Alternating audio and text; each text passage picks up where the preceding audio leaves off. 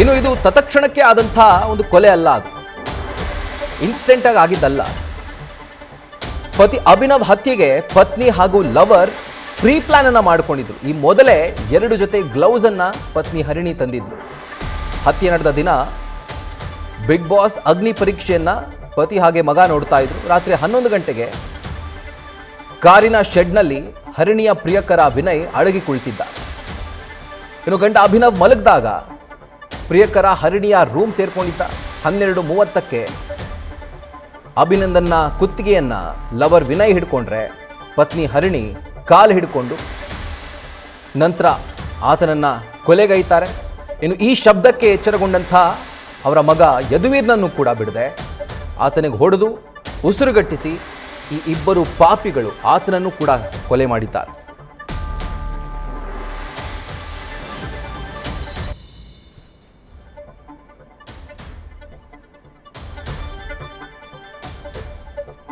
ಎರಡು 2024ರ ಡಿಸೆಂಬರ್ನಲ್ಲಿ ಸ್ನ್ಯಾಪ್ಚಾಟ್ ಮೂಲಕ ಹರಿಣಿಗೆ ವಿನಯ್ ಪರಿಚಯ ಆಗ್ತಾನೆ. ನಂತರ ಆತನ ಸ್ನೇಹ ಇಷ್ಟ ಆಗುತ್ತೆ. ಆತನ ಜೊತೆಗೆ ಜೀವನ ಮಾಡೋಕೆ ಪತ್ನಿ ಹರಿಣಿ ಕೂಡ ಮುಂದಾಗ್ತಾಳೆ. ಕಳೆದ 2 ವರ್ಷಗಳಿಂದ ಅಭಿನಂದನ್ ಬಳಿ ಡಿವೋರ್ಸ್ಗೆ ಒತ್ತಾಯಿಸಿದ್ಲಂತೆ. ಆಗ ಅವರಿಬ್ಬರ ಮಧ್ಯೆ ಕೆಲವೊಂದಷ್ಟು ಡಿಫರೆನ್ಸ್ಗಳು ಶುರುವಾಗಿದ್ದಾವೆ. 15 ದಿನಗಳ ಹಿಂದೆ ಸೋಲದೇವನಹಳ್ಳಿ ಪೊಲೀಸರ ಬಳಿ ಪತಿ ಅಭಿನಂದನ್ ಹೋಗಿದ್ರಂತೆ. ಆ್ಯಂಡ್ 2 ವರ್ಷಗಳಿಂದ ಯಾವಾಗ ಈ ಒಂದು ಡಿವೋರ್ಸ್ ವಿಷಯ ಪ್ರಸ್ತಾಪವಾಯಿತೋ ಇಬ್ಬರು ಕೂಡ ಪ್ರತ್ಯೇಕವಾಗಿ ವಾಸ ಮಾಡ್ತಾ ಇದ್ರು. ಆ್ಯಂಡ್ ಪೊಲೀಸ್ ಸ್ಟೇಷನ್ಗೆ ಹೋಗಿ 15 ದಿನಗಳ ಹಿಂದೆ ನನ್ನ ಹೆಂಡತಿ ಯಾರ ಜೊತೆನೂ ಮಾತಾಡ್ತಿದ್ದಾಳೆ, ಆಕೆಯ CDR ಸಿಗಬಹುದಾ ಅನ್ನೋದನ್ನು ಕೇಳಿದ್ನಂತೆ. ಈ ಸಂಬಂಧ ಅಭಿನವ್ ಮತ್ತು ಹರಿಣಿ ನಡುವೆ ಪ್ರತಿನಿತ್ಯ ಜಗಳ ಆಗ್ತಾ ಇತ್ತು. ಕಳೆದ ಶುಕ್ರವಾರ ಕೂಡ ಇಬ್ಬರ ನಡುವೆ ಕಿರಿಕಾಗಿದೆ. ಪತ್ನಿ ಮೇಲೆ ಅಭಿನಂದನ್ ಹಲ್ಲೆ ಮಾಡಿದ್ದಾನೆ. ಇನ್ನು ಯಾವಾಗ ಈ ಹಲ್ಲೆ ಆಯಿತೋ ಲವರ್ ಜೊತೆಗಿನ ಸಂಬಂಧಕ್ಕೆ ಈತ ಅಡ್ಡಿ ಬರ್ತಿದ್ದಾನೆ ಅಂತ ಹೇಳಿ ಈತನ್ನ ಮುಗಿಸುವಂಥ ನಿರ್ಧಾರಕ್ಕೆ ಬರ್ತಾರೆ. ಹೀಗಾಗಿ ಮೊದಲೇ 2 ಜೊತೆ ಗ್ಲೌಸನ್ನು ಹರಿಣಿ ತಂದಿದ್ಲು. ಹತ್ಯೆ ನಡೆದ ದಿನ ತಂದೆ ಮಗ ಇಬ್ಬರು ಕೂಡ ಬಿಗ್ ಬಾಸ್ ನೋಡ್ತಾ ಇದ್ರು. ಆಗಲೇ ಹೇಳಿದ ಹಾಗೆ 11 ಗಂಟೆಗೆ ವಿನಯ್ ಕಾರಿನ ಶೆಡ್ನ ಒಂದು ಸಂದಿಯಲ್ಲಿ ಔತ್ಕೊಳ್ತಾನೆ. ಹರಿಣಿ ಆತನನ್ನು ಹೈಡ್ ಮಾಡ್ತಾಳೆ. ಇದಾದ ಮೇಲೆ ಪತ್ನಿ ಮಲಗಿದಾಗ ಅವನು ಮಲಗಿದ್ದಾನ ಇಲ್ವಾ ಅಂತ ಹೇಳಿ 3 ಬಾರಿ ಅದನ್ನು ಚೆಕ್ ಮಾಡ್ತಾಳೆ. 12:30ಕ್ಕೆ ಹರಿಣಿ ಹಾಗೆ ಪ್ರಿಯಕರ ವಿನಯ್ ಮೊದಲೇ ತಂದಿದ್ದಂಥ ಗ್ಲೌಸ್ ಏನಿತ್ತು ಅದನ್ನು ಹಾಕ್ಕೊಳ್ತಾರೆ. ಗ್ಲೌಸ್ ಹಾಕ್ಕೊಂಡು ಗಂಡ ಮಲಗಿದ್ದಂಥ ರೂಮ್ಗೆ ಎಂಟ್ರಿಯನ್ನು ಕೊಡ್ತಾರೆ. ವಿನಯ್ ಮೊದಲು ಅಭಿನಂದನ್ನ ಕುತ್ತಿಗೆಯನ್ನು ಒತ್ತಿ ಹಿಡಿದ್ರೆ ಪತ್ನಿ ಕಾಲನ್ನು ಒತ್ತಿ ಹಿಡ್ಕೊಂಡಿದ್ಲು. ನಂತರ ಆತನನ್ನು ಕೊಲೆ ಮಾಡ್ತಾರೆ. ಆ್ಯಂಡ್ ಈ ಒಂದು ಶಬ್ದಕ್ಕೆ ಎಚ್ಚರಗೊಂಡಂಥ ಅವರ ಪುತ್ರ ಯದುವೀರ್ ಆತನ ಮೇಲೂ ಕೂಡ ಹಲ್ಲೆ ಮಾಡಿ ಆತನಿಗೂ ಉಸಿರುಗಟ್ಟಿಸಿ ಕೊಲೆ ಮಾಡಿ ನಂತರ ಏನೂ ಅರಿದಿರೋ ರೀತಿಯಲ್ಲಿ ಬೆಳಗ್ಗೆ ಎದ್ದು ಸಂಬಂಧಿಕರಿಗೆ ಈಕೆ ಫೋನ್ ಮಾಡ್ತಾಳೆ. ಇಬ್ಬರು ಕೂಡ ಸಾವನ್ನಪ್ಪಿದ್ದಾರೆ ಅಂತ ಹೇಳಿ. ಗಂಡನನ್ನು ಕೊಲೆ ಮಾಡುವಂಥದ್ದು ಒಂದು ಮಹಾಪಾಪ. ಆದರೆ ಹೆತ್ತ ಕರುಳನ್ನೇ ಕತ್ತಿಹಿಸುಕಿ ಕೊಲೆ ಮಾಡೋದಿದೆಯಲ್ಲ, ಉಸಿರುಗಟ್ಟಿಸಿ ಕೊಲೆ ಮಾಡುವಂಥದ್ದು, ಅದು ಯಾವ ಮುಖ ನೋಡಿಕೊಂಡು ಅವ್ರು ಕೊಲೆ ಮಾಡ್ತಾರವೇನು? ತಾನೇ ಹೆತ್ತು ಹೊತ್ತು ಸಾಕದಂಥ ಆ ಪುಟ್ಟ ಕಂದಮ್ಮ, ಆತನ ಪಾತ್ರ ಏನಿತ್ತು ಇದರಲ್ಲಿ ಎಚ್ಚರಗೊಂಡಿದ್ದೇ ಆತನ ತಪ್ಪು ಅನಿಸುತ್ತೆ.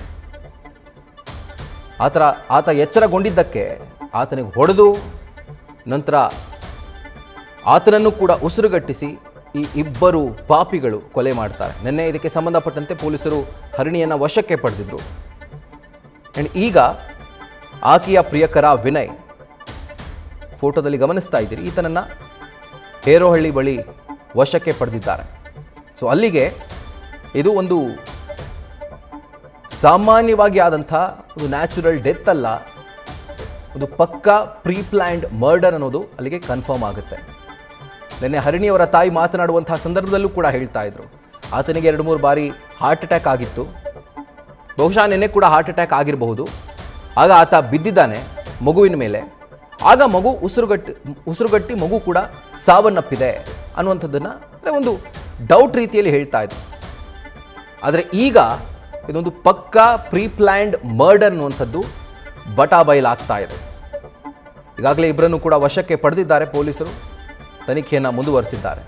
ಆಲ್ಮೋಸ್ಟ್ ಈ ಒಂದು ಕೇಸ್ ಎಕ್ಸಾಕ್ಟ್ ರೀಸನ್ ಏನು ಅದೆಲ್ಲವೂ ಕೂಡ ಗೊತ್ತಾಗಿದೆ, ಕನ್ಕ್ಲೂಡ್ ಆಗಿದೆ. ಈ ಆರೋಪಿಗಳಿಗೆ ತಕ್ಕ ಶಿಕ್ಷೆ ಆಗಬೇಕು ಅನ್ನುವಂಥದ್ದು ಅಭಿನಂದನ್ ಕುಟುಂಬಸ್ಥರ ಒಂದು ಆಗ್ರಹ.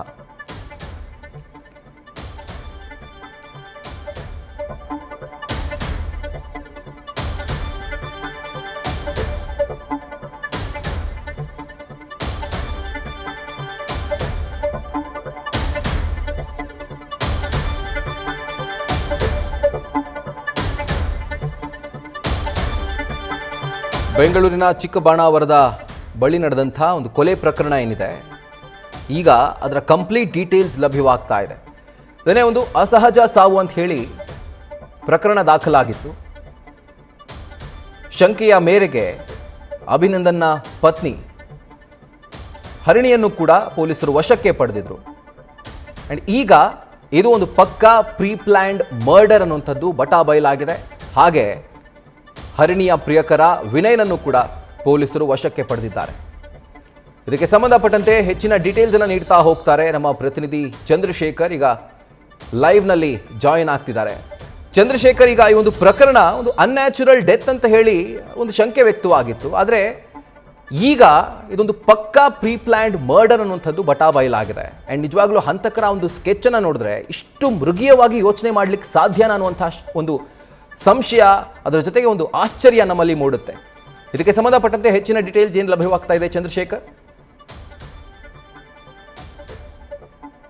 ಖಂಡಿತವಾಗಿಯೂ ರಾಹುಲ್, ಏನು ಈ ಒಂದು ಪ್ರಕರಣಕ್ಕೆ ಸಂಬಂಧಪಟ್ಟಂತೆ ಕಳೆದ 21 ಏನಿರುತ್ತೆ ಆ ಒಂದು ಸಂದರ್ಭದಲ್ಲಿ ಇವರಿಬ್ಬರು ಕೂಡ ಮದುವೆ ಆಗ್ತಾರೆ. ಅಂದರೆ ಕಳೆದ ಒಂದು 5 ವರ್ಷಗಳ ಹಿಂದೆ ಹರಿಣಿ ಜೊತೆಗೆ ಅಭಿನಂದನ್ ಮದುವೆ ಆಗುತ್ತೆ. ಮದುವೆ ಆದ ನಂತರದಲ್ಲಿ 1 ವರ್ಷಕ್ಕೆ ಗಂಡು ಮಗ ಜನನ ಆಗುತ್ತೆ. ಜನನ ಆದಾಗ 1-2 ವರ್ಷಗಳ ಕಾಲ ಮಾತ್ರ ಈಕೆ ಚೆನ್ನಾಗಿರ್ತಾಳೆ. ಅದಾದ ನಂತರದಲ್ಲಿ 2023ರಲ್ಲಿ ಏನು ಈ ವಿನಯ್ ಅನ್ನುವಂಥವನು ಸ್ನ್ಯಾಪ್ಚಾಟಲ್ಲಿ ಪರಿಚಯ ಆಗ್ತಾನೆ. ಅಲ್ಲಿಂದಲೂ ಕೂಡ ಇವರಿಬ್ಬರ ಮಧ್ಯೆ ಸಾಕಷ್ಟು ಗಲಾಟೆಗಳಾಗುವಂಥದ್ದು, ಮತ್ತು ಡೈವರ್ಸ್ ಬೇಕು ಅನ್ನುವಂತಹ ವಿಚಾರಕ್ಕೆ ಸಂಬಂಧಪಟ್ಟಂತೆ ಪದೇ ಪದೇ ಒಂದು ಏನು ಸಾಕಷ್ಟು ಒಂದು ಒತ್ತಡ ಆಗ್ತಾ ಇರ್ತಾಳೆ. ಈ ಹಿನ್ನೆಲೆಯಲ್ಲಿ ಸಾಕಷ್ಟು ಗಲಾಟೆಗಳು ಕೂಡ ಆಗಿರುತ್ತೆ. ಇದರ ಮಧ್ಯದಲ್ಲಿ ಕಳೆದ 6 ತಿಂಗಳ ಹಿಂದೆ ಏನು ಈಕೆ ಮನೆ ಬಿಟ್ಟು ಹೋಗಿರ್ತಾಳೆ ಈ ವಿನಯ್ ಜೊತೆಯಲ್ಲಿ. ಈ ವಿನಯ್ ಜೊತೆಯಲ್ಲಿ ಹೋದ್ರೂ ಕೂಡ ಆಕೆ ಒಂದು PGಯಲ್ಲಿ ವಾಸ ಮಾಡಿಕೊಂಡು ಅವನ ಜೊತೆಯಲ್ಲಿ ಅವನು ಹೇಳಿದ ರೀತಿಯಲ್ಲಿ ನಡ್ಕೊಂಡಿರ್ತಾಳೆ. ಜೊತೆಗೆ ಈ ಹಿಂದೆ ಸಾಕಷ್ಟು ಮನೆಯಲ್ಲಿ ಇದ್ದಂಥ ಸಂದರ್ಭದಲ್ಲಿ ಆರ್ಥಿಕವಾಗಿ ಸಾಕಷ್ಟು ನೆರವನ್ನು ಹರಿಣಿ ವಿನಯ್ಗೆ ಕೊಡ್ತಾ ಇದ್ಲು ಅಂತ ಹೇಳಲಾಗ್ತಾ ಇದೆ. ಸ್ನ್ಯಾಪ್ಚಾಟ್ ಮುಖಾಂತರ ಪರಿಚಯ ಆದ ನಂತರದಲ್ಲಿ ಆತ ಏನು ಕೆಲಸ ಮಾಡ್ತಾ ಇದ್ದಾನೆ ಅನ್ನೋ ಬ್ಯಾಕ್ಗ್ರೌಂಡ್ ಎಲ್ಲವನ್ನು ಕೂಡ ತಿಳ್ಕೊಂಡಿರ್ತಾಳೆ.